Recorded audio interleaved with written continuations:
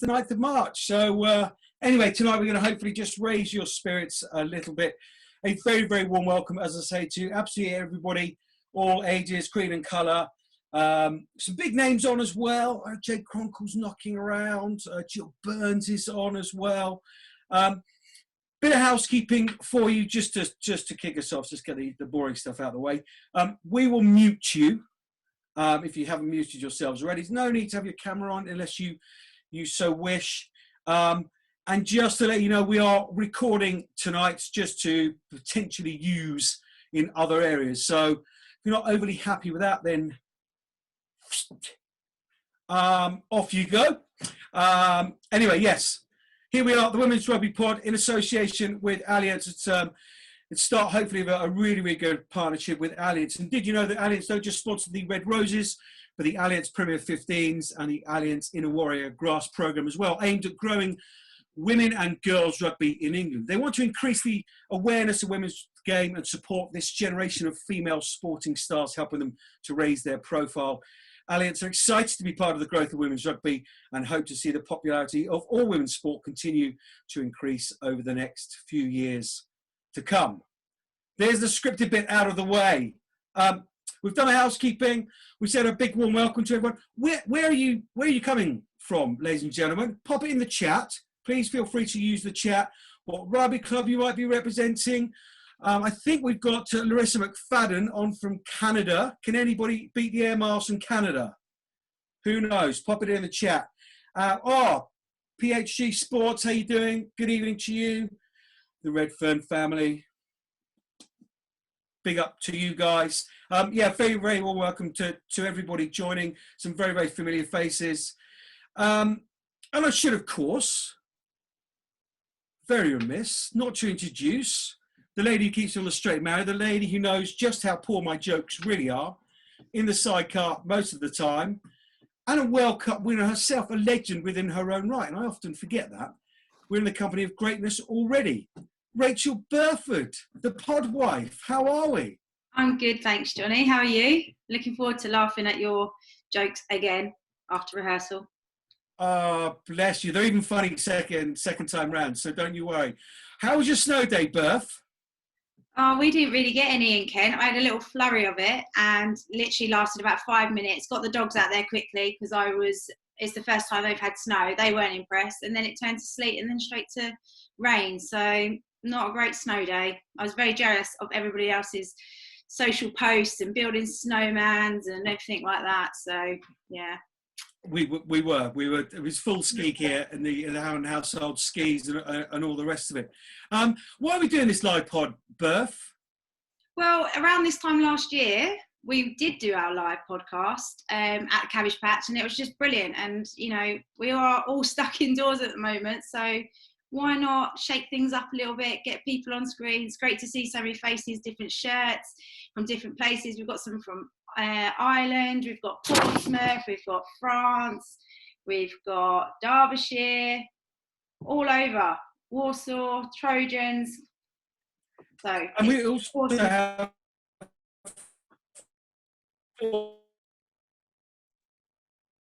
guests as well, not only on the field but off the field as well. We've got Sarah Hunter, the England captain. MBE, she gets very, very cross. These MBEers, they do get very cross. Yeah, I can see you laughing, Jill Burns, unless you mention the MBE. It's very, very important. So if you do see these people, do mention the MBE when you say hello, because they do get rather narky otherwise. We've also got Lindsay, all sport, Peat, representing Ireland. We've got the try-scoring machine that is Rhona Lloyd, and we have Lisa Burgess. Most of us know her as Bird. She is Vice President on the WRU board, as well as a stellar playing career as well. And we're just going to drip feed the guests in through the evening just to keep it up and moving. There's no plan for a break. We have sort of a mid-show trail, but if you feel the need to go off and relieve yourself, fill up your glass of wine, whatever, then obviously feel free to do so. As Burf says, that live show last year was fantastic, and we wanted to do more. The Eves of the Six Nations, as it was supposed to be, We're going to have to wait till next week. We're hearing today when those Six Nations fixtures for the Women's Six Nations are going to be announced. That's going to be next week now. Apparently, there's a broadcaster on board as well, so fingers crossed for that. We just thought, as Burf has said, we are coming at you from Zoom in a live situation. Just something a little bit different for you rather than our regular pod. Burf, let's just catch up with Quins. And you've had a little bit of a gap from the Allianz Premier 15s, the English Top Flight League. Where are things now? I know certainly testing has increased. That's obviously a welcome move. Yeah, we're in a really good place. We're back to stage 2 now. So last week it's quite awful, if I'm honest. It felt like pre-season again. They got us doing lengths of the pitch and down and ups and all sorts. So it wasn't a nice week last week. But this week, we're now having lateral flow testing. That's been introduced. So we went through that procedure yesterday to make sure that everybody's as safe as possible. And we had no COVID in Quinn. So that was great. We were able to train as a team together and just kind of have that reassurance that, you know, nobody's carrying anything without realising and spreading it. So, yeah, we're in a good place and can't wait to get back into the season next weekend. Yeah, absolutely. Couple of games this weekend coming at you. We've already got Exeter Saracens, isn't it? And Gloucester Hartpury DMP, getting those games away from earlier rounds. So it'd be fascinating to see those. Again, which game is being streamed? I think it's the Gloucester Hartpury one, isn't it? By the RFU. So do catch that one. Burf, in all intents and purposes, I know those not in the know, which is probably not most of the people on the call tonight, but yeah, the Allianz Premier 15s is supposedly a professional league. In all intents and purposes, it's an amateur league. That's no derogatory statement; it's a factual statement. Are the players aware of just the privilege it has been over the last few months to carry on playing in the current condition? Yeah, like every player, you know, right back at the start last year when we were going back into pre-season, everybody recognised that we were in such a privileged and lucky position to be put in that elite bracket and get the opportunity to continue to train and play. We obviously went through a lot of stages during that summer to get back into it. The revised rules as well, which has also allowed us to mitigate the risk even more so.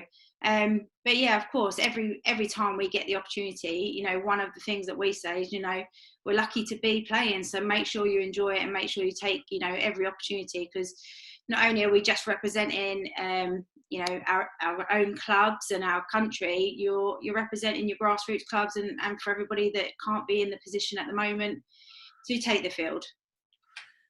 When the Six Nations does come upon us, we're thinking late April, probably May. Who's going to win it, Burf? Easy question. I'm going back England every time. Ah, your beloved France. Of course, you'll be learning French, so obviously it's your beloved France you're talking about. No. Oh, Rachel, that's still as far as I've got. If anybody can teach French and wants to help me learn French, then please feel free. That's really good going, Burf. That's 3 words in a year, so that's fantastic progress. Well,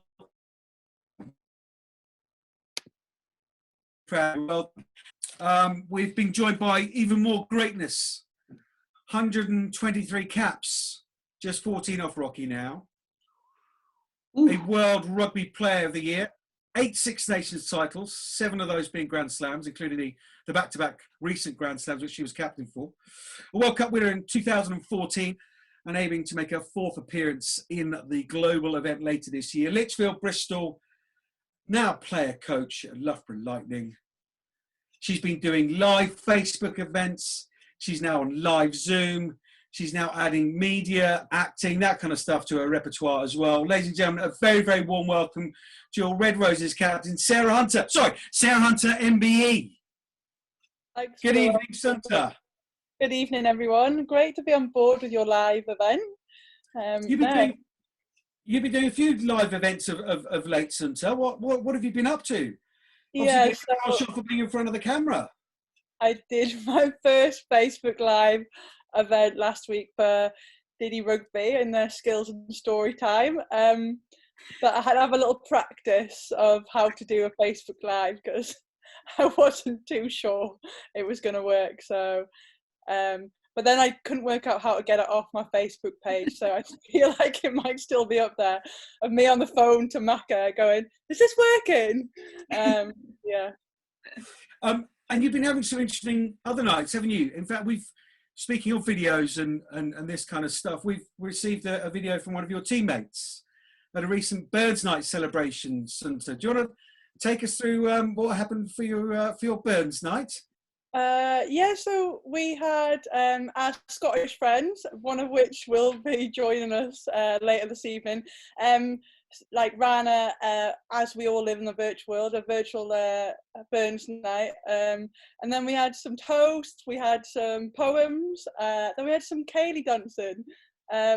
But I've got a slight injury at the minute, so my ceilidh dancing was on one leg, hopping around, so it probably didn't really resemble ceilidh dancing.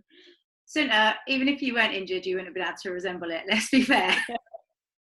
That's so true. 2 left feet. You mean what? Resemble dancing, you mean? Yeah.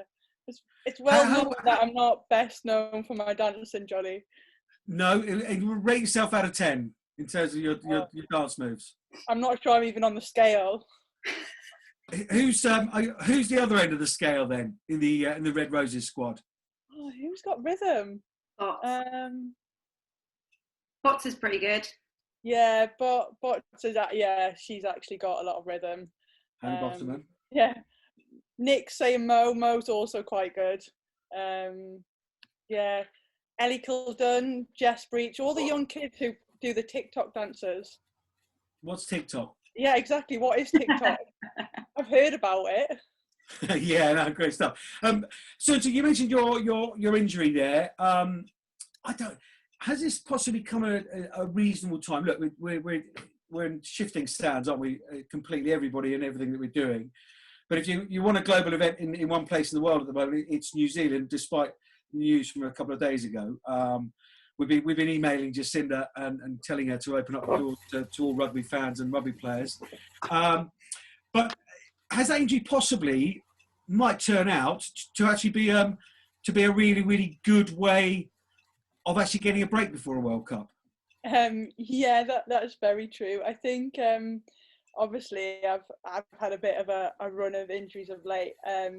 So I hit my hamstring before the Six Nations, and then I got this neck issue that literally just resolved and started my return contact, and then I've now got a calf injury. So I'm going to be well rested, and fortunately, obviously now the Six Nations have been delayed, so it works in my favour as well. Hopefully, touch wood, I've had my 3, and I'll be back ready for when we find out when the Six Nations are.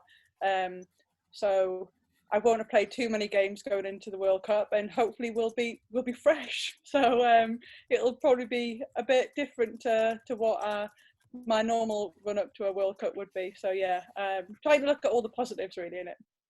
Yeah, absolutely. And therefore, are you hoping to be back up and running for the Six Nations? Should it happen, kind of mid-late April? Yeah, no. Hopefully, I'll be back by sort of mid-March. So it'll give me a nice run into when hopefully, like say, the Six Nations looking at end of April, beginning of May, when we get them sort of confirmed next week. So hopefully get a few club games under my belt, and then hit the ground running for Six Nations. How do you balance that up now, Sunta? I mean, I think most of us who've seen you over the years playing on the field would know that there's certain players you think, do you know what, they're a pretty good shot of being a decent coach. Most people would think that of yourself. How are you balancing up? How are you finding balancing up being a player and a coach at Loughborough Lightning? It's been pretty easy this season because I haven't really done much playing. So yeah. Right, widen it out then. Yeah. It's definitely something that is taking a lot of learning over the last few years, in terms of probably as a young coach finding my coaching style and being authentic to the coach that I want to be, and then also trying to balance that out with the playing side of things, and when to when you're focused at being a player, sort of probably Thursday towards Saturday and match day, and then when you go into sort of coach mode, which probably like review, preview, sort of Tuesday, getting the team ready. So I'm hopefully getting a bit of a better balance than I did at the beginning, when I probably tried to be too much of one or the other. And have you come across a coach you go, do you know what, that's generally what I'd like to be like? Or is it this standard high elbow, straight back at the bowler, meteorology you're going to give me, that I'm going to take certain bits from certain coaches that I've had throughout my career? Johnny, you know me too well. No, I think you look across the board, and I think you do look at coaches that you've had, and like you do take bits of what they've done well, and things that they may have done that don't sit well with you and don't sit well with maybe your personality. So definitely you go through your career, and what I've had is, I think I will learn from probably elements of every coach I've had. Who specifically then? Come on. I know you can answer after I've done my straight bat. I guess I think one of the coaches that had a really everlasting presence was probably one of my first coaches, and Graham Cooper back at Novos.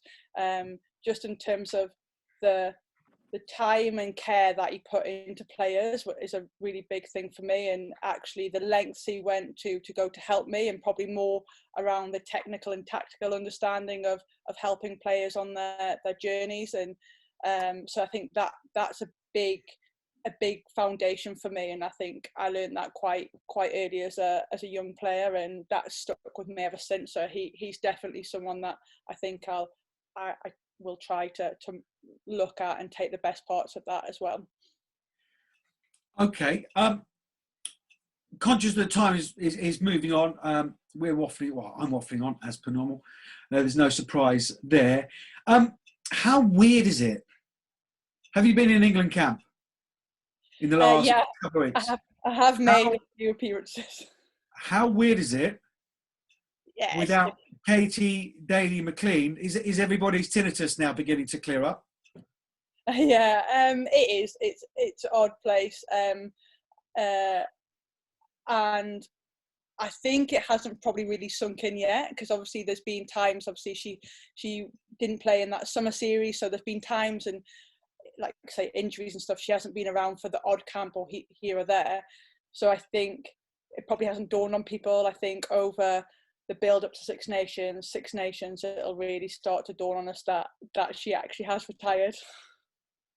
Okay. We're going to get to our next guest, so I'm going to just leave you with a real humdinger of a question there, Sunta. 3 predictions. You've got 3 seconds to answer. Who's going to win the Alliance Premier 15s, the Six Nations, the World Cup? Go. Loughborough, England.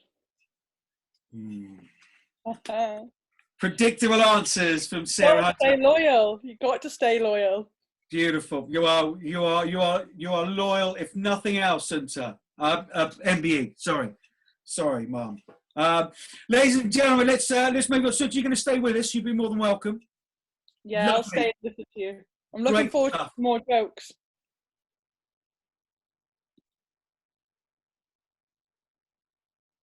Her Test debut in 2016 in the Six Nations against England. She's now racked up 28 caps and 10 tries. At one point was in the top 100 60-metre sprinters in the UK. That gives you an indication of just how rapid this try scorer is. Now master's degree at Loughborough University. It is Scotland and Loughborough Lightning try scoring machine. Rhona Lloyd. Good evening, Rhona. How are you? Yeah, very good after that introduction. That was brilliant. Well, there you are. You see the wonders of Wikipedia and Google. I've got literally nothing else to do. Because applied maths for my 11-year-old is not my strong point in the slightest. So studying Scottish rugby players is far more up my street. So, yeah, and spelling tests aren't good fun either. Rhona, you've got a nickname, Rhona and the Wales. Yeah, so it's not my personal nickname. It's the Scotland Sevens team band. that I obviously pushed for the name, so I'll take credit for it. Brilliant. What do you play in the band? Ukulele. So it's a big job. Awesome. Who else is in the band and their instruments? Oh, so it's whoever's at the tournament that weekend, so it does change a lot. And we've had some of the forwards come back when we get to 15s. Our lead singers, which is I think what people would want to know, is Jenny Maxwell, another Loughborough player. Oh, okay. I mean, I think there's Alliance Premier 15s band in here. Sarah Beckett, Anna Caplice, these Capeless, sorry. There's plenty of musical talent out there. And I understand not only you've got your master's degree, but you're into a little bit of feng shui and home improvements as well, interior design. Just talk to us about one of your rugs you've got there, Rhona.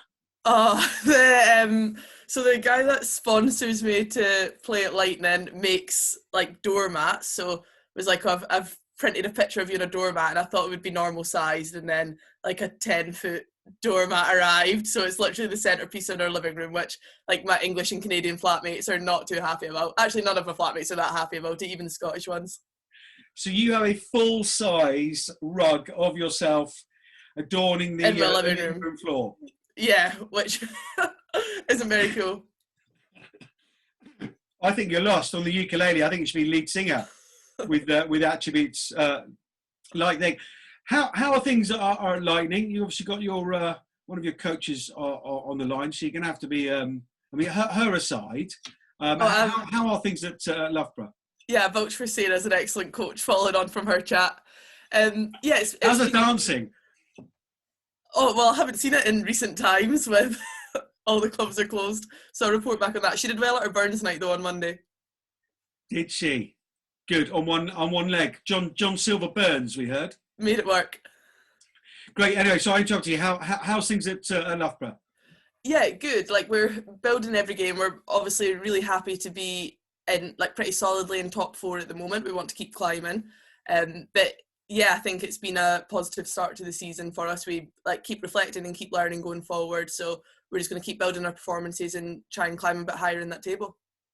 There's a real sense from the outside that there's a real progression, real slow build, season on season, and got to a couple of semi-finals and possibly ran out of a little bit of puff. Possibly they're playing the same kind of players, and again this season, just adding in a little bit of depth underneath. Would that perception be correct from inside the camp?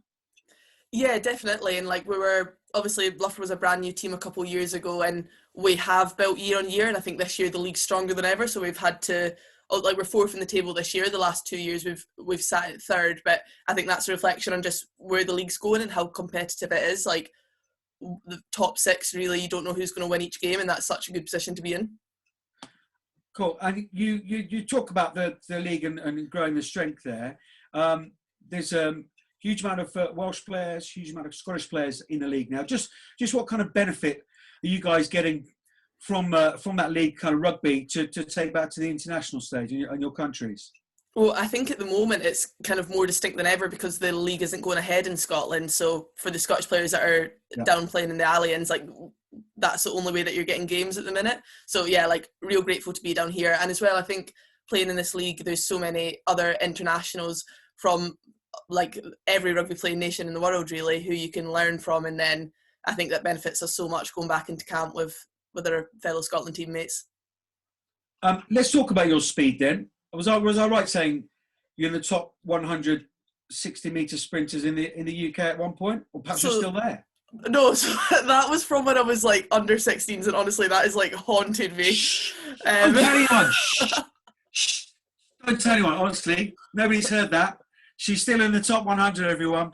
Yeah, I should just fake it.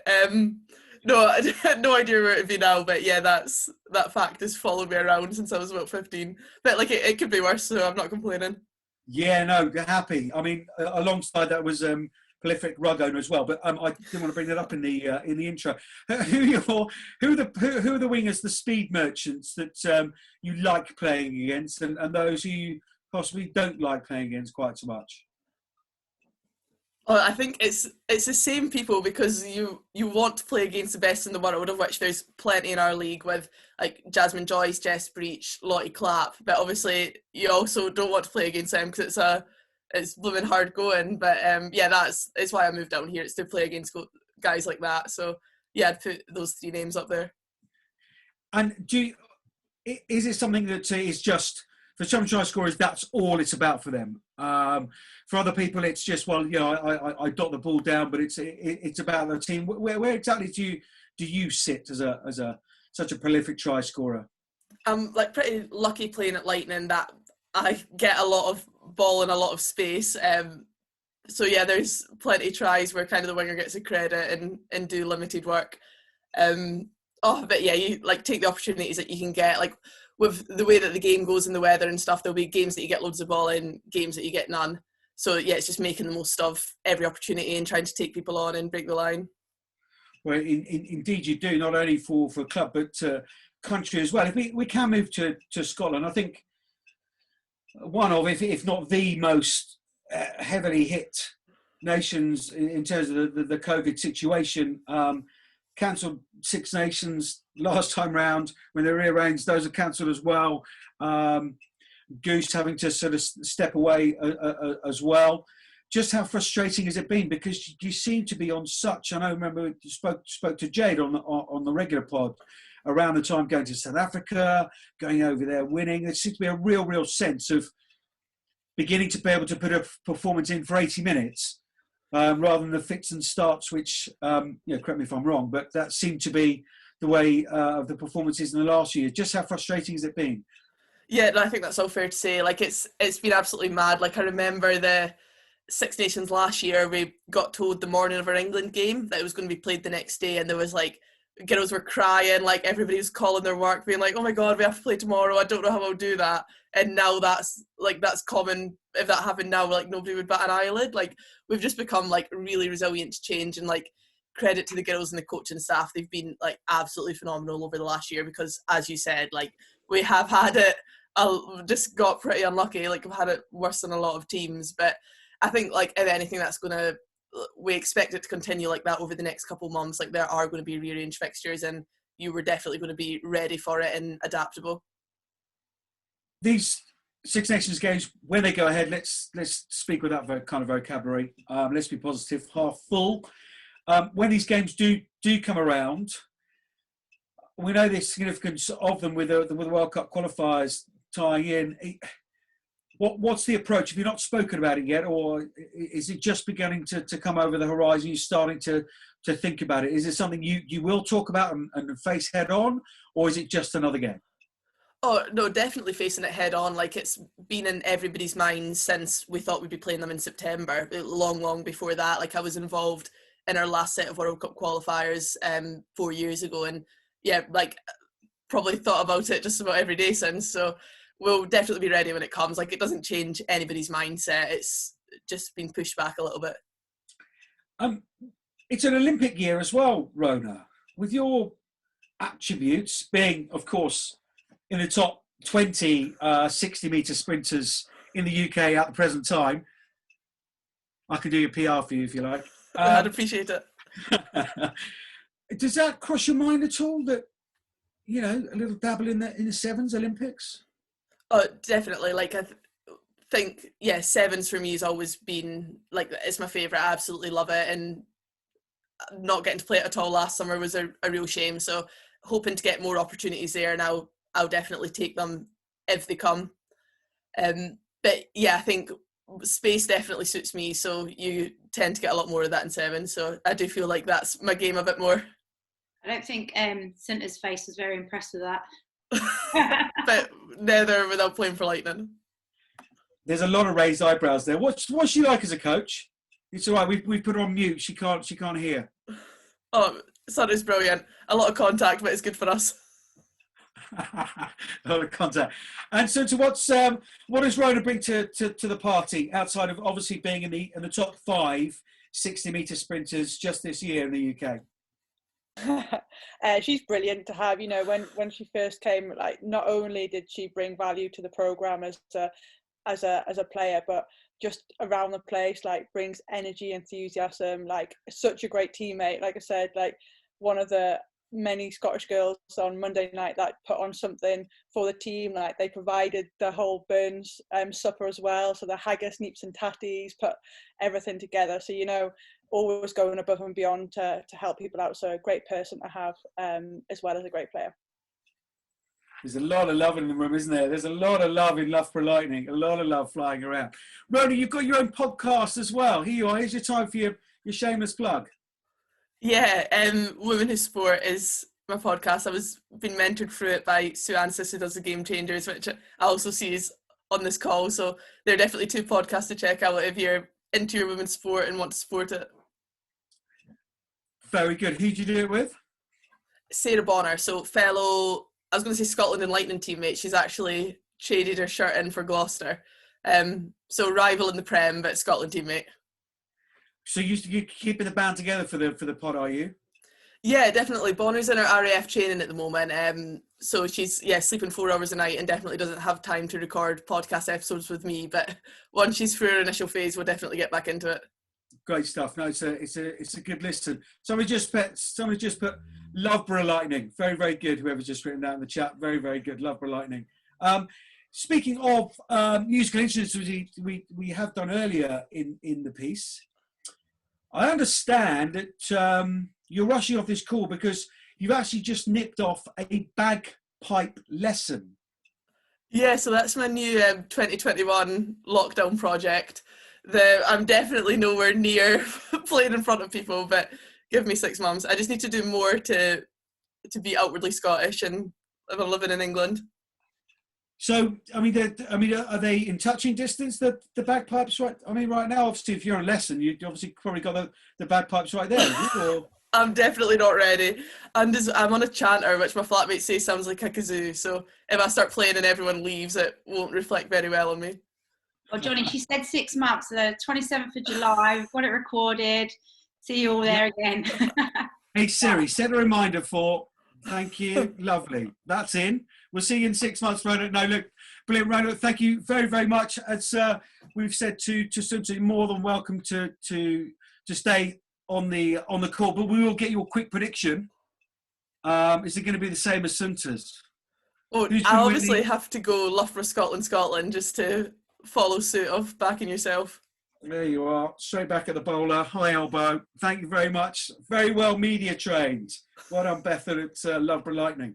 I'm going to use Loughborough Lightning. We are at the midpoint of this women's rugby pod live. Can't quite believe that we're there. It's shooting past. Certainly is for me anyway. So if you've got a little glass that needs refilling, might now just be a decent time to do that. As I say to you that we're coming at you tonight in association with Allianz. And here's the little scripted bit again. They are sponsors of the Red Roses and the Allianz Premier 15s and the Allianz Inner Warrior grassroots programme aimed at growing women and girls rugby in England. They want to increase awareness of the women's game and support this generation of female sporting stars, helping them raise their profile. Allianz are excited to be part of the growth of women's rugby and hope to see the popularity of women's sport continue to increase for years to come. And I hope our partnership lasts alongside them for those years as well. And don't forget our competition that we'll be announcing the winner at the end from Allianz. He's not frozen. I genuinely thought you're frozen. I'm running out of oxygen here. My room is running out of oxygen. It's just a small little study here, and I was getting a little parched. I thought you'd frozen, Beth. But there you go. Yeah, we've got the competition winner at the end. It is a signed Red Roses shirt donated by Allianz. And we're going to draw that live. We've got some high tech to show you at the end of the pod to announce the competition winner. But our third guest, I believe, is here and available to talk to us, representing Ireland, a champion in All-Ireland Gaelic football with Dublin. She was the Irish basketball captain.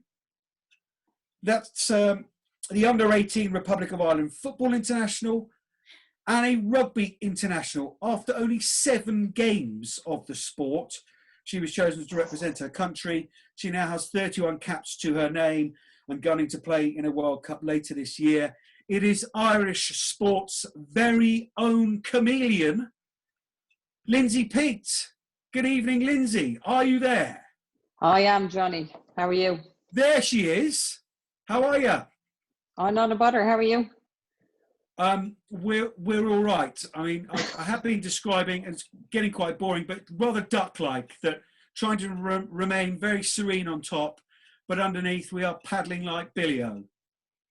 Absolutely. Just taking it day by day, ducking and diving, trying to dodge whatever comes at us. Indeedy so. How's you've got an injury at the moment, haven't you? Or you broke your leg earlier in the year. That's all coming along now, is it? Yeah, I was looking forward to the trip to Doncaster, but it won't hold fond memories for me. But but here I am back training, and I got back to play in the final game of last year's Six Nations against Italy. So all good.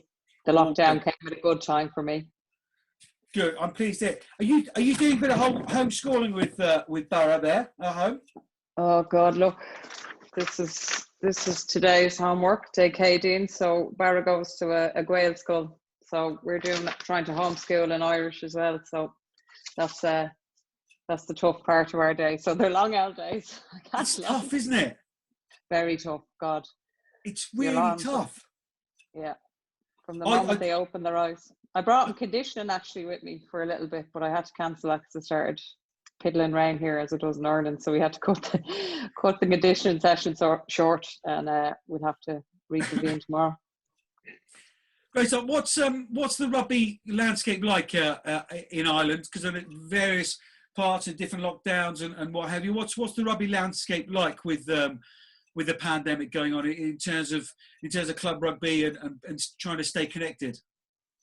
Yeah, so at the minute we're in level 5, which is probably very similar to yourselves. So there's no club rugby at all. Even the AIL is off for the minute. So as regards club rugby, they go by the government recommendations. So when we were back, say, in level 3, we were able to have pods of 15. It was non-contact, but we could, be back training. But none of anyone involved with the Irish international squad wasn't involved in club rugby because obviously we're trying to bubble and keep our bubbles to a minimum. So once we're in internationally, we stay in that bubble and we've been training. I think we've had 16 camps trying to prepare to finish last year's Six Nations, to prepare for the World Cup qualifiers, which were due in December, and then we were back to qualify to try and get ready for this year's Six Nations, and that's been pushed back. So as I said, ducking and diving and just taking it week by week at this stage. And have there been any exceptional ways in which you've been able to connect over, say, something like Zoom or Google Meet, some impressive ways that you've been able to stay unified as a group? Yeah, initially in the first lockdown, I think everyone was like, it was uncharted territory. Nobody knew what was happening, and everyone just locked the world down and just tried to ride the wave that we were hit with. And it was tough at the start. I had the broken leg. I was trying to obviously rehab, and we tried to get on sort of weekly hit sessions with Zoom. So it was a good bit to bring back the intensity, and I'm hugely competitive, so it's hard to try and be competitive against my wife and a 5-year-old, but I'll try. So it's nice to bring back the Zoom calls to go against people who are used to my craziness. So it's good. So if you're playing snakes and ladders with your boy, do you let him win, or that competitive nature all the way through? Is it? Firstly, it probably depends what personalities in the it might be 3-2 to me, maybe, or 3-2 to him. Like, he'll just edge you. So no, yeah, I try and be a good parent, but it doesn't always happen. No, indeed. So I mentioned there, just we introduced you. Just what unbelievable life, the journey you've been on. In particular, obviously tonight we're focusing on the sporting journey that you've been on, the football, or should I say soccer, probably, the Gaelic football, the basketball. Why rugby, and why have you stuck with it? Funny old story.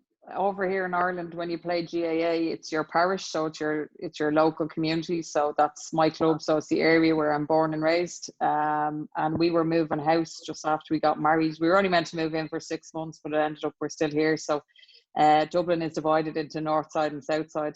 I'm a very proud north sider, which rugby isn't very prevalent over that side. It would be a lot more popular within the schools on the south side. So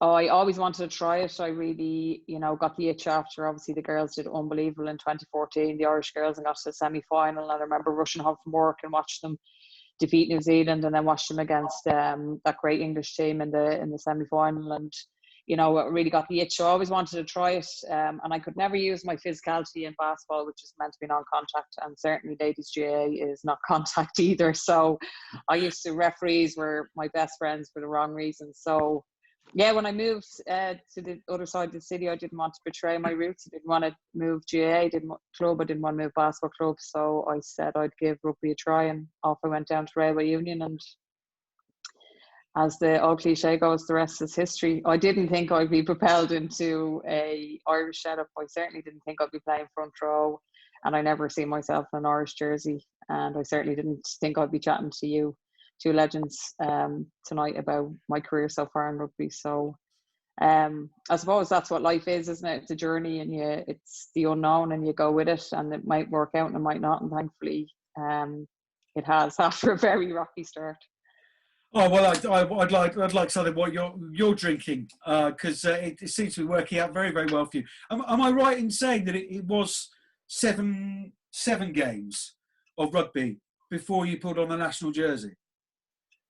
Yeah, I'd say that's all I had in the AIL, and I was playing at that stage, I think, really as a number 8, which is where probably you either a back or a forward, and then you sort of start in the back row. So when my coach at the time, John Cronin, said, we're going to send you to Ireland trials or whatever happened, he said they're looking for props, and I was like, listen, I came here just to try out a new sport. I didn't really want to, because I'd come back from inter-county. We'd lost our 3rd All-Ireland, which is basically huge competition over here in inter-county, so playing for Dublin, and we had been 10 points ahead, thinking we're going to lift that trophy, and we lost by a point with the last kick of the game. So I was heartbroken. I wasn't really, I didn't want to get back into elite sport. I wanted to enjoy my life, and I suppose when you have that sort of nearly, I just connected with sport, to be honest. That's what's brought me through the journey, and I got the itch again, and I really, when Tom Tierney initially rang, the first camp was on my wedding anniversary, and I had to say no, and I didn't think I'd hear from it again, to be honest, Johnny. And I got an email then the following week inviting me back to DCU, and my first cap was in the Stoop against England in a autumn international, I think the 14th November 2015. I came on as number 20 because Claire Malloy broke her hand, and I was a late call up. I hadn't got a breeze what I was doing. Our number 9 just kept telling me not to go near England's number 9, and I couldn't understand why. But yeah, thankfully I know a lot of the laws now. I wouldn't say all of them. I sort of ignore a few, but I know most of them now. Well, I mean, obviously you got some, because of a whirlwind, a few months that must have been, but you got some fond memories of that first cap, and you can actually remember, which is not everybody can remember that. It just seems to go by so quickly.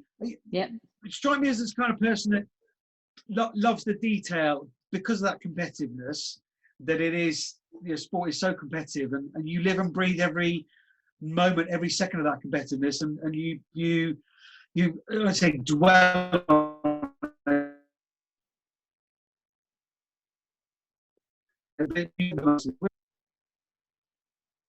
I think I'm losing you there. I don't know whether it's my end or your end. Have I gone? Can everybody else hear me, Burf? You're back. You're back there to me, sorry. I'm back, am I? Yep.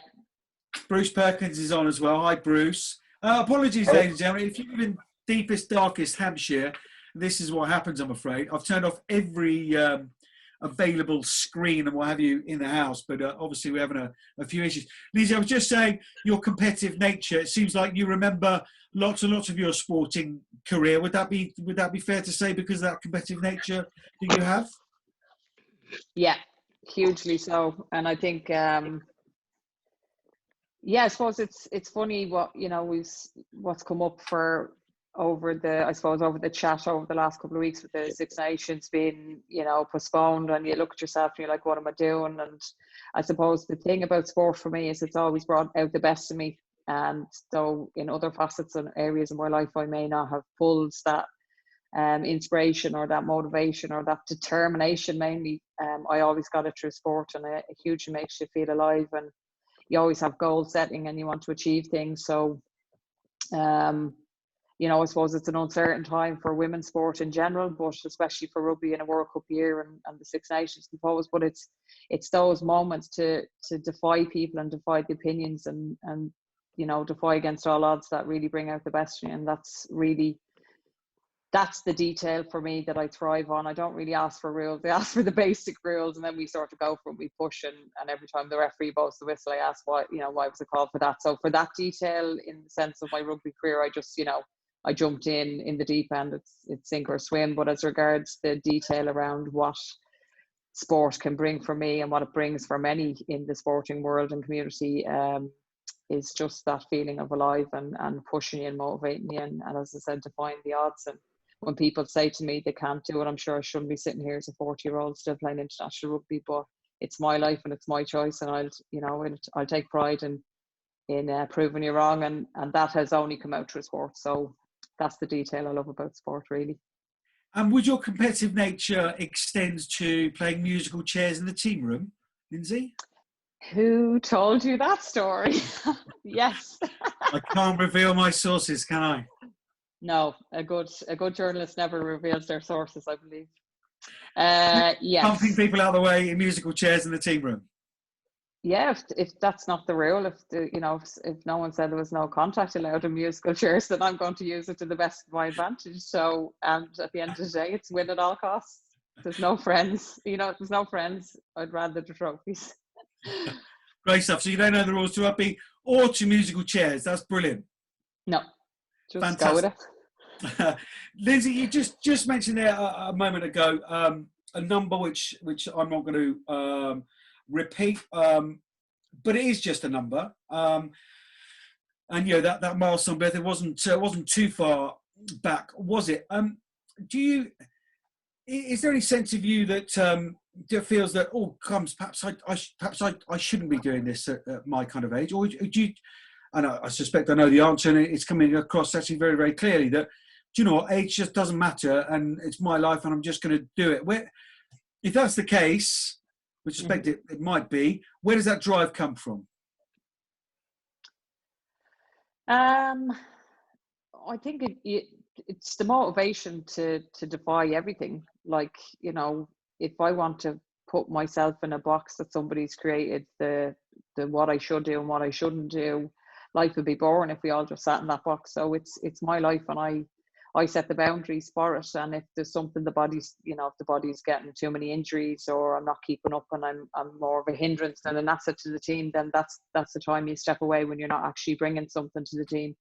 But as regards what I want to do with my life, the only thing I have to take into consideration is not really my age, it's my family, my son and my wife and my family, and what impact me committing to a team brings, because obviously it brings a lot of pressure on athletes that are amateur anyway, but to have a family and bring the pressure and commitment to train. And I am competitive. I don't want to be second best, so I'm either fully in or I'm fully not, and with that brings a lot of pressure from me onto my family, and I've let that overshadow some of my decisions over the years, not only with rugby, with football, with basketball. So we're very selfish as athletes because of what we want to achieve, and that's really the only thing I take into consideration, is that and as I said, I don't do it all the time, because that cloud that cloud passes over my judgment. But that's the only thing really. As I said, if I'm happy, I'm healthy, and I'm bringing something to my team, and I'm adding something, then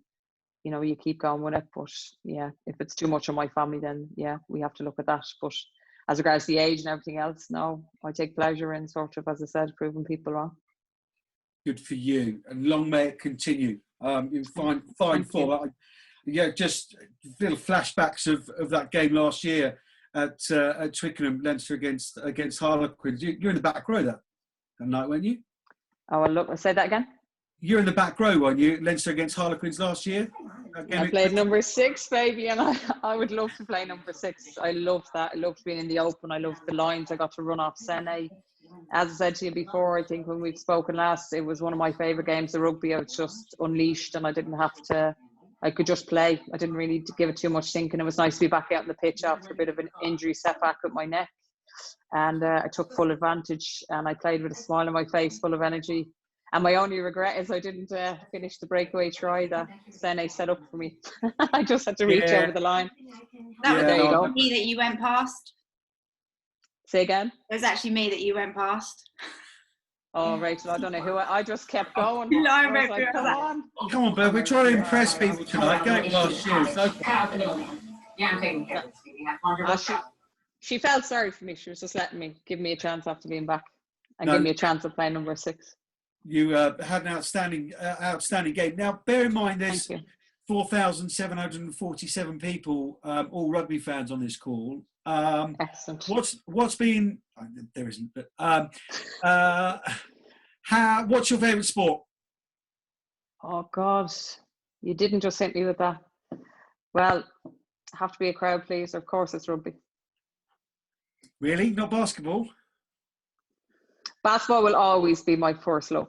It'll always be my first love. It taught me so much. I was a tyrant when I was younger. I really was. I didn't think I'd be sitting, I didn't think I would go down the path I went down. I could have went a very different path. I had anger issues. I was ejected from gyms. I was terrible. They eventually instead of punishing me with suicide, running punishment for any time I got technical, they sat me on the bench and started running the team. So we had a lot of work to do on me, and that came through my basketball family. So they really set the foundations for the athlete I suppose I am today. So I've a lot to be thankful for with basketball. So it has a special place.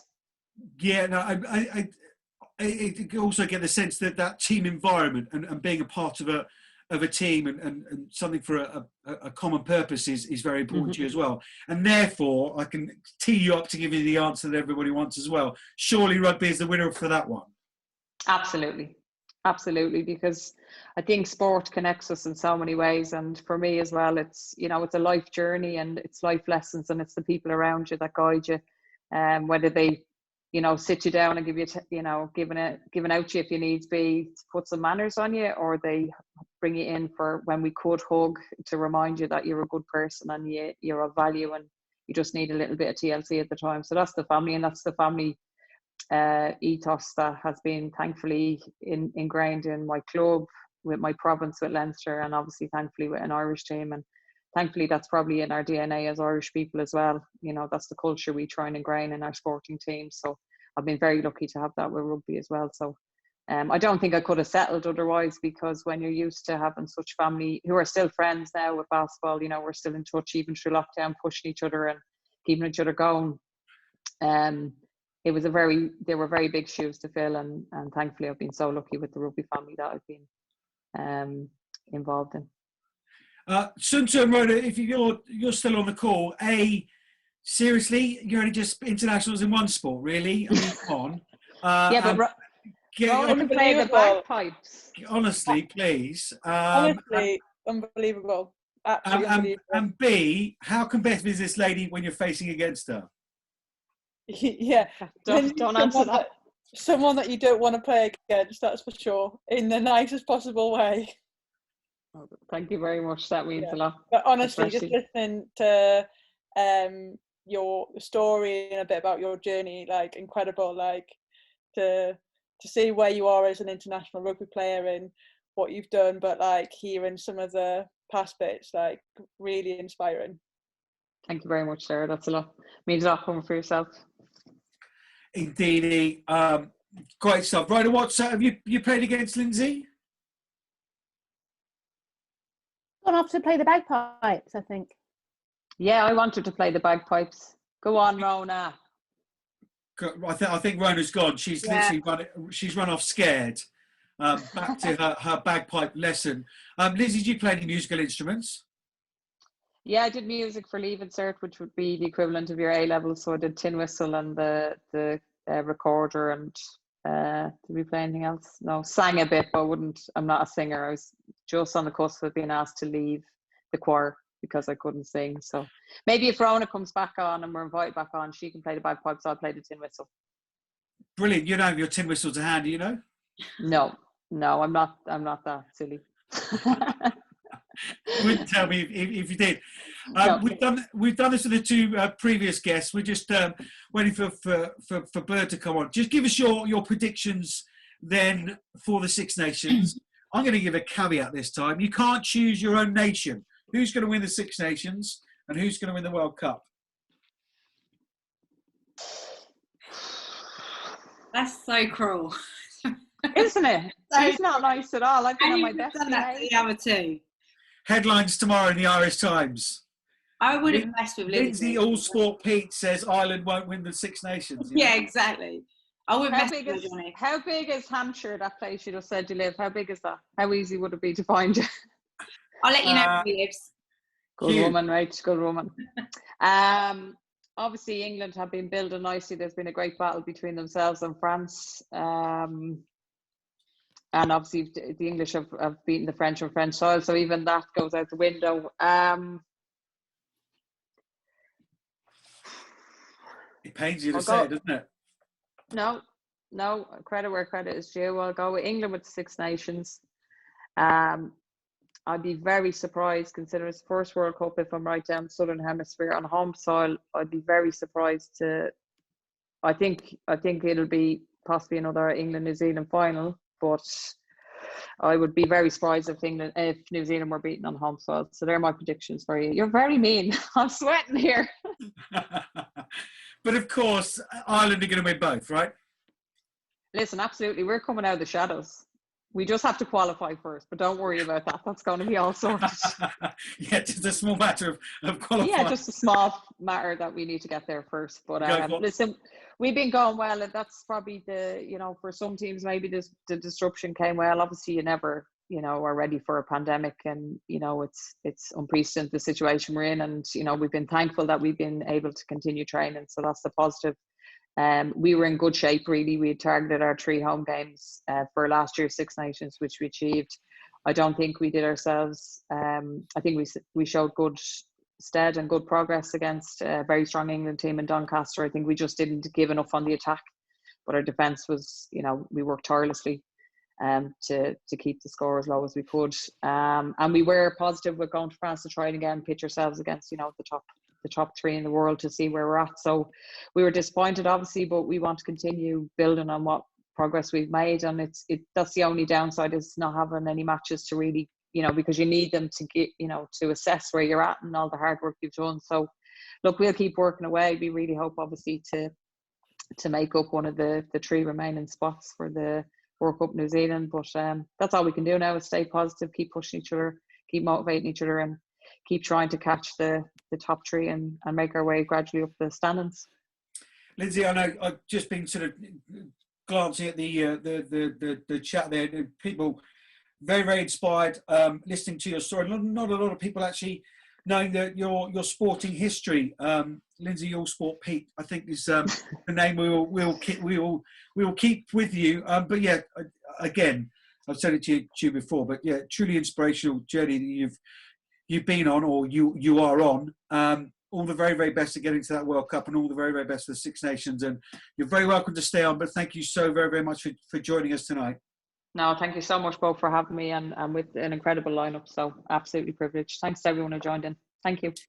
Great stuff. Well, we'll just seamlessly move from a Peat to a Bird. And yeah, Wasps and Saracens, World Rugby Hall of Famer, 87 caps for Wales. I think she's got 6 caps for GB in there as well. 62 of those caps for our country were as captain.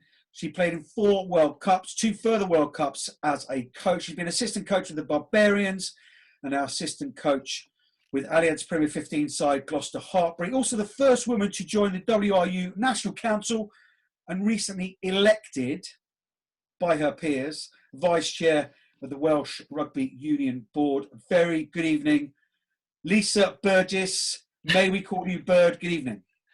Hey, thanks very much for that introduction. Yeah, hi everybody. It's great to see everybody there. Loads of people on. It's brilliant. Yeah, thanks, Johnny. Are you well? How's the pandemic treating you? Yeah, sticking with it. We're so grateful to be training up at Gloucester Hartbury, so it feels kind of normal. It's really weird because you kind of go in there and training, then coming back to Wales, we're in lockdown as everybody else is. There's so many things going on in the world, and we're just so grateful to be able to play rugby. So yeah, the world is good in that respect. Yeah, all good. Good stuff. I mean, you've got lots of different hats, whether it be Gloucester Hartbury, WRU, then you popped on a black and white hat for a short while with the Barbarians. How difficult has it been in this pandemic time? Do you get on a Zoom call and you got the wrong hat on? You're talking about the wrong subjects, or you've been? When do you say that, Johnny? Yeah, no, I'm quite. Yeah, I know what you're saying. It's kind of a lot to balance, but it's a real privilege as well. I'm in a really privileged position to be, kind of helping grow the women's game. And yeah, it's just been amazing being involved in the WRU on the other side of things and seeing how much invested they are in the women's game and developing that within Wales, which is great. I know we'll most probably come on to talk about that. But yeah, it's great. It's something I feel passionate about. I know Burf does so much work as well, for women's rugby. It's just great. And it's like I say, it's a privilege. I don't see it as a challenge. You just got to make sure you're talking about the right thing at the appropriate time. Yeah. Yeah, indeed so. Let's go back to Gloucester Hartbury for now. Then coaching there, how much do you enjoy that environment up at the Alpas Stadium, isn't it? Arena. That's right, the arena, yeah. I mean, it's just great. I mean, I help out with the forwards, with James Forrester is the forwards coach there, and I kind of assist him and head up the university side. Yeah, and it's just, it's a great atmosphere. We've got a fantastic group of players. Sean Lynn's come on as head of rugby there now, and it's just growing all the time. The culture's really grown. It's taken, from Susie, moving on with Susie Appleby, who's now down at Exeter Chiefs. The group of players have kind of stayed strong and loyal, and it's, the culture's there and the skill set's there. We've got players coming back now. It's just a really exciting time to be part of Gloucester Hartbury, and it's really grown. And what's great about it is you've got the junior academy leading into the senior academy, leading from college, university into, Gloucester Hartbury itself. So you've got that real clear pathway as well. So yes, it's a great place to be and work at. Is coaching something you felt as a player, and we went through your back catalogue there in the introduction, inspiring by itself, but is coaching something you always felt you wanted to get into? We were talking to Sarah Hunter about this earlier on. Yeah, I think back in the day when I was playing, it was certainly you were just out there, you wanted to play, and you didn't really, there wasn't that many opportunities or role models in kind of coaching, for women's rugby as such, but certainly as you progressed through your career. And now, I've got a full-time job as a coach, which is something I certainly never thought would happen. So, as a teacher as well, I always wanted to give back to the game, and coaching was something I felt most comfortable with. And obviously it's been a massive journey for me because coaching has changed and evolved so much. And I was always working full-time along with doing my coaching career.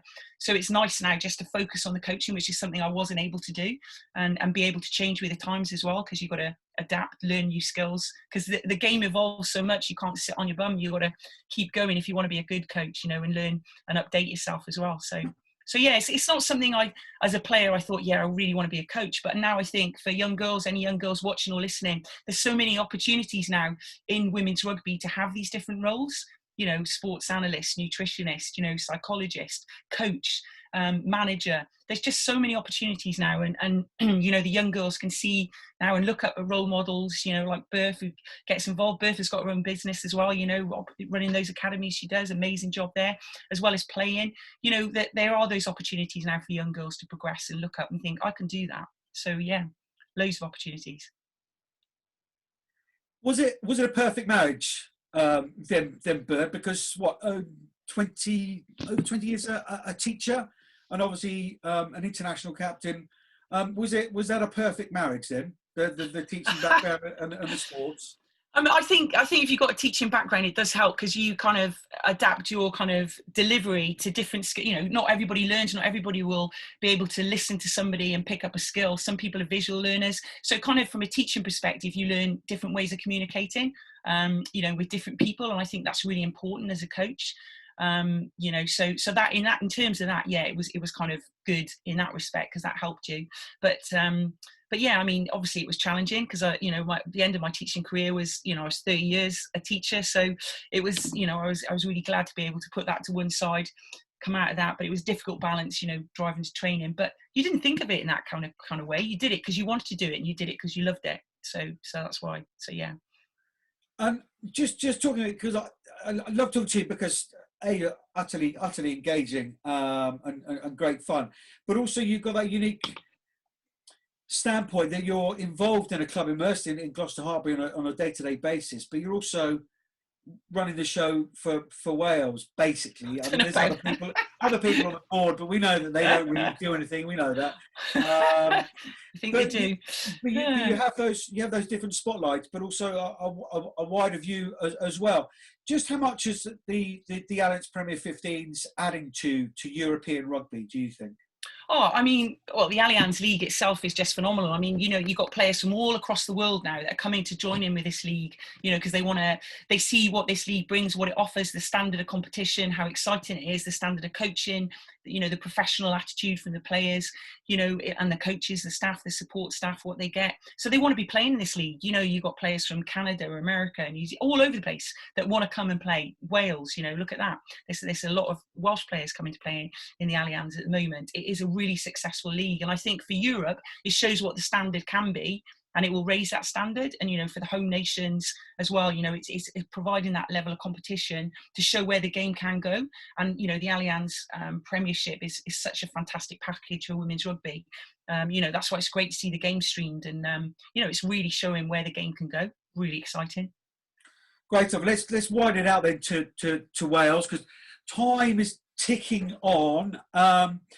Wales, some new people involved, some people that you know particularly well. On the 15 side, with Warren and Rachel Taylor, Ron Abrahams, but also on the sevens, Augustus Gloop, as I know him, but most of you know him as Ollie Phillips. Yeah. Please don't tell him I said that. Augustus, I'll make a note of that. Yeah. Honestly, give him chocolate. Ollie Phillips would do anything for you. I promise you. He's a great guy. He's a great guy. I know Ollie. He's great, amazing energy.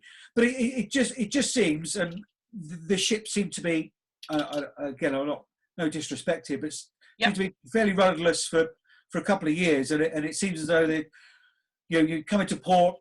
You've got the captain on board, got the vice captain on board, and the ship is in a lot better place. Would that be fair to say? I think that, hey, look, I'm not taking any credit. There's been a lot of work over, you know, years of putting this in place, you know, the last few years. I mean, Charlotte Wathen, you know, general manager of women's rugby, you know, there's been a lot of prep with Ryan Jones, head of performance. There was so much work that's been done to get to this point. And with, you know, the buy-in from the exec in the WRU, you know, Martin Phillips, CEO, Steve Phillips now, there's massive buy-in to drive this game forward, you know. Players, Burf and I were chatting about this, you know, Wales have got so many exciting players, and you know, fed over here in the story, you know, there's so much potential there, but we don't see it. But now we're beginning to see what Wales can do, and there's real investment there from the WRU, you know, to back and support this. I mean, look at the appointments we've had, you know, Warren Abrahams has come in ahead of 15s, head of sevens, you know, you've got Rachel Taylor there. What an amazing player she is, and you know, so respected as a player and now as a coach as well. Sophie Spence on the internship, you know, the girls that are going to the camps, they're loving it. The vibe is there. The culture's, you know, there, is growing. You know, Wales are building. There's something exciting really happening within Wales. You know, you've got the hubs that have brought in the growth and development with all the girls.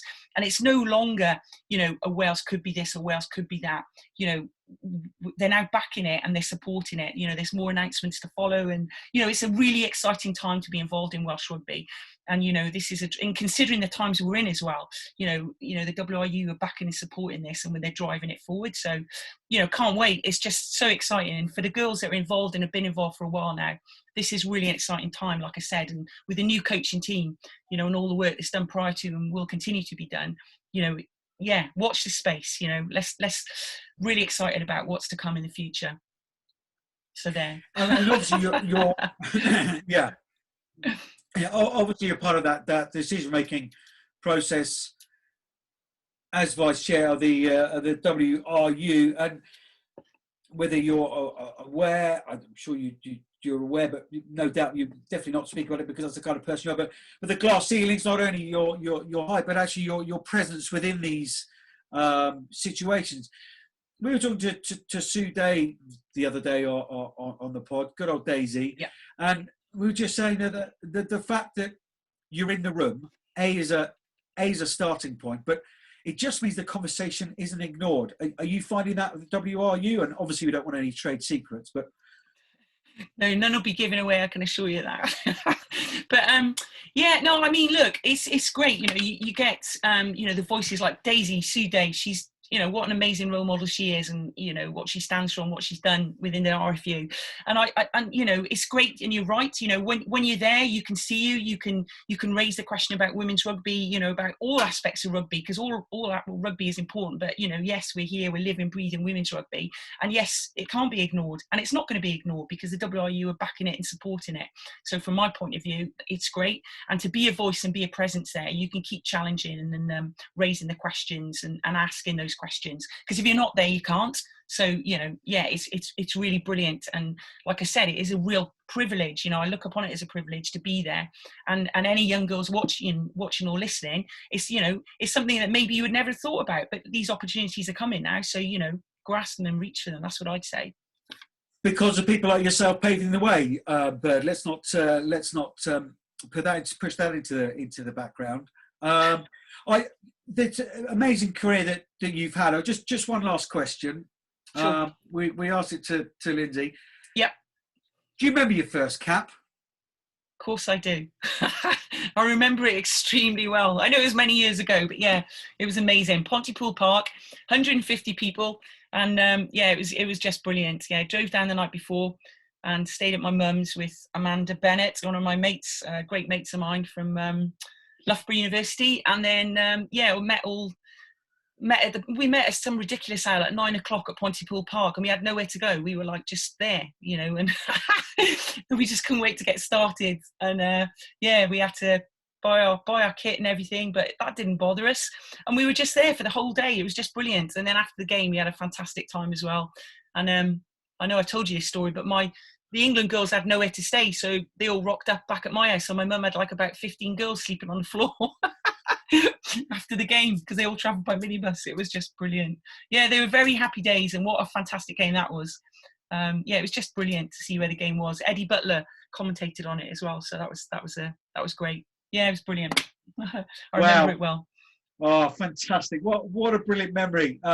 Boy, haven't things changed?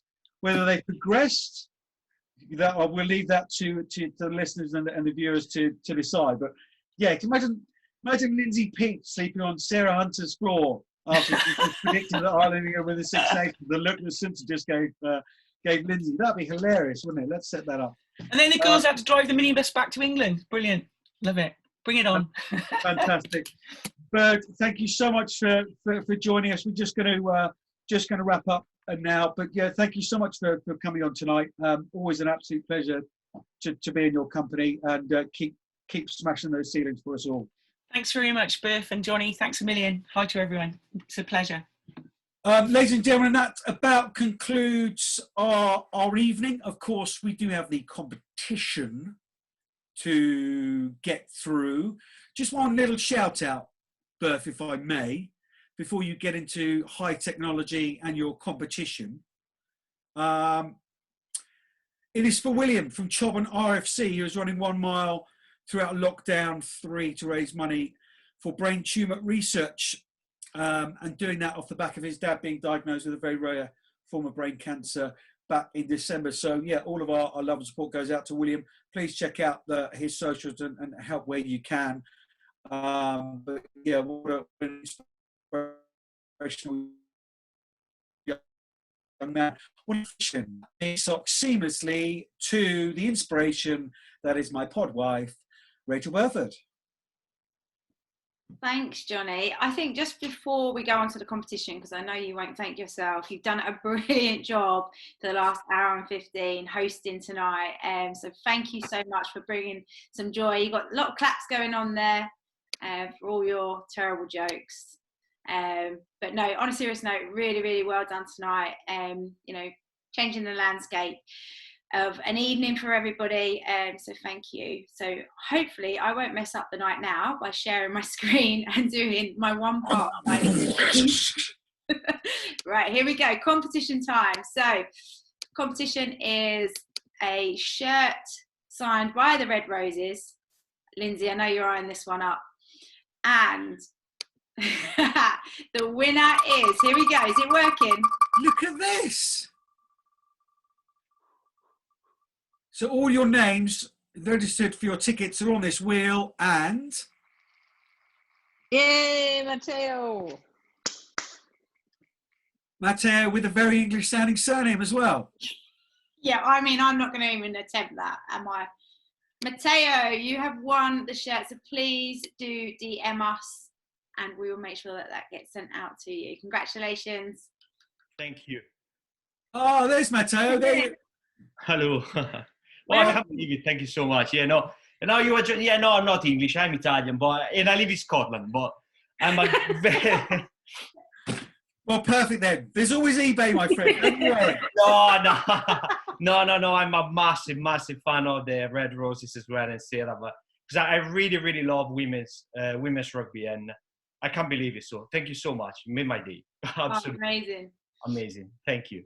Great stuff, Matteo. Thank you very much, we must say, to Allianz, not only for that cracking prize, but also for their support tonight. Yeah, they are trying to move their way into women's rugby, feeling their way. It's a new kind of venture for them on the women's side and supporting things like this. So yeah, we're very grateful to Charlie Jennings and Allianz for their support tonight. But the biggest thank you of the night must go to our unbelievable guests, Sarah Hunter, MBE, Lindsay. Look at your face, brilliant. To Lindsay, All Sport Peat. Thanks very much for having me, lads. Thank you very much. Rhona, the try-scoring machine Lloyd. The bagpipe playing, she's gone. And to Lisa Burgess, brilliant trip down memory lane there. Thank you so much. We must also just say another quick thank you. She knows who she is, our little rugby nut, who does loads and loads for us behind the scenes, and truly very grateful for all that you do. Thank you very much, young lady. Why don't we finish, ladies and gentlemen? I should thank you, Burf. Well done for unmuting and doing the Wheel of Fortune and putting on a top that wasn't sponsored by Adidas. Well done, you. I did well, didn't I? Thanks. No, you did marvellously well. Brilliant. Let's finish, ladies and gentlemen. If you've got a glass or a cup or something there, let's just raise a toast to finish the evening off to women's rugby. Women's rugby. Women's rugby.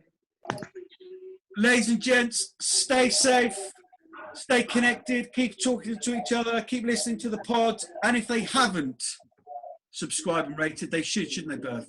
They absolutely should. And you should all stop drinking with your right hand. Buffalo. Oh, those of you who did a buffalo.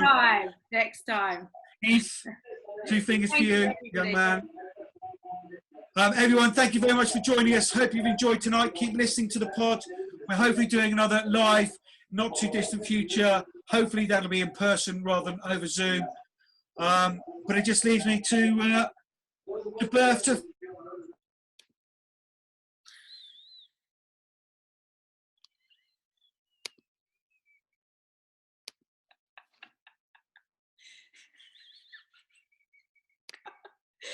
Don't know how you unmute.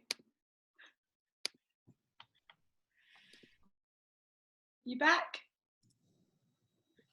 I don't know what's happened. You've unmuted me, Rach, but I think you mean Johnny. Yeah, and me. Yeah, I think you've unmuted everyone.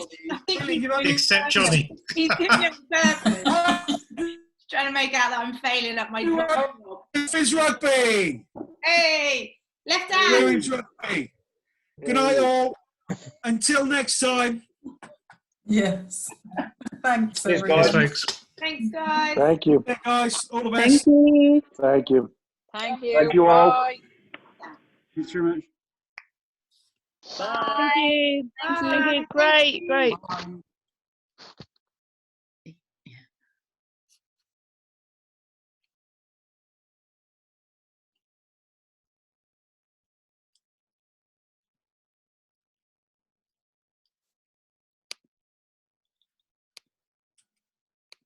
Are you hosting or am I? I am. You can stop the record now as well.